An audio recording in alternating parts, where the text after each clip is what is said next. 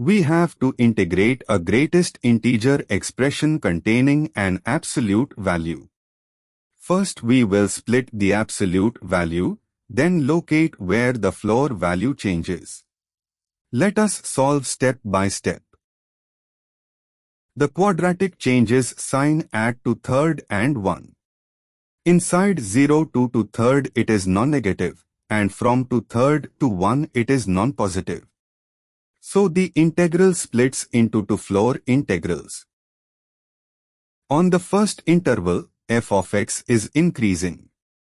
Its floor changes when f of x crosses -1, 0, 1 and 2. These give the required breakpoints in increasing order. The floor values on the four parts are -1, 0, 1 and 2. Multiplying each value by its interval length gives the first contribution. On the second interval, g of x stays from 7/3 up to 3.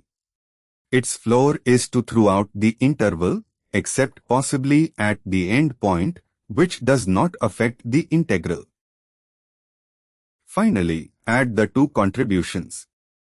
This gives the required exact value of the integral.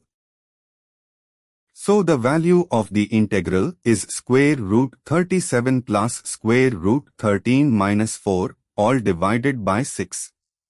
Correct option is A. For more clear step-by-step solutions, keep learning with Acharya.